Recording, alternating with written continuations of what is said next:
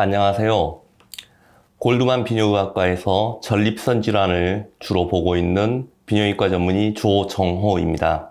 오늘은 최근에 여러 가지 전립선 비대증에 대한 수술 방법이 있는데 우리가 흔히 얘기하는 홀랩 수술, 전립선 결찰술, 또 경뇨도 절제술, 플라스마 튜리스 이런 다양한 수술법이 있는데 오시는 분들마다 어떤 수술이 나한테 잘 맞는 수술이고 어떤 수술이 좋고 어떤 수술이 나한테 안 맞고 또 합병증은 뭐가 있는지 굉장히 궁금해 하시는 분들이 많은데 각각의 수술에 대해서 자세히 알아보도록 하겠습니다.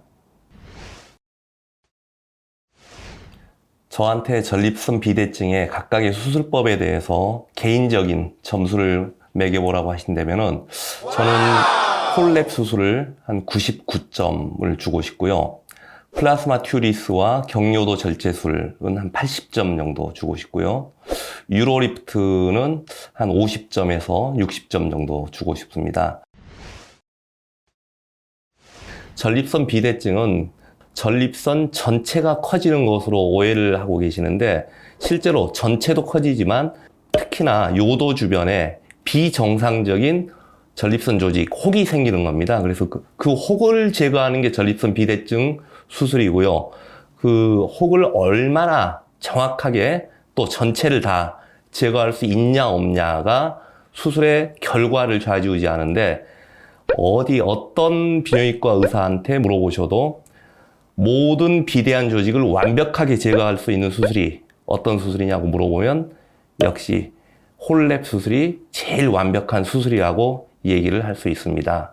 저도 홀랩 수술을 하고 난 이후부터는 사실은 다른 수술은 거의 10% 이내, 90% 이상을 다 홀랩 수술로 하게 되는 가장 큰 이유가 아프지 않고 깨끗하게 완벽하게 제거할 수 있고 그날 퇴원할 수 있고 재발의 가능성, 저는 이렇게 설명을 합니다. 환자들이 얼마나 있어야 재발합니까? 그러면은 여러분들의 그 전립선은 지금까지 자라는데 한 30년 정도 이상 자랐기 때문에 다시 그만큼 자라는 데는 또 한 30년 걸릴 거다. 그러니까 한 30년 이후에는 재발의 가능성이 있지만 완벽하게 제거가 됐다면은 30년 이내에 다시 수술을 하게 될 가능성은 별로 없다. 이렇게 얘기를 하고 있습니다. 결국은 전립선이 크신 분들은 홀랩 수술이 최선의 선택이 아닐까 이렇게 생각을 합니다.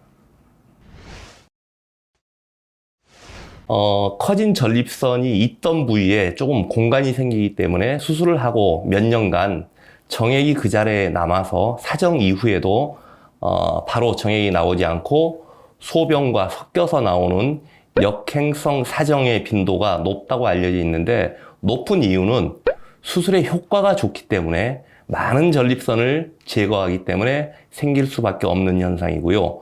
또 그 공간이 몇 년이 지나가면 조금씩 이렇게 외부에서 밀려서 들어오면서 몇 년이 지나면은 정액이 다시 나오는 경우가 많습니다. 그래서 저는 전립선 비대증 수술을 할 것 같으면은 빨리 해서 몇 년이 지나면 정액이 돌아오는 빈도도 더 올라가니까 기왕 해야 되시는 분이면 꼭 빨리 결정을 해서 하시는 게 도움이 되지 않을까 이렇게 생각을 합니다.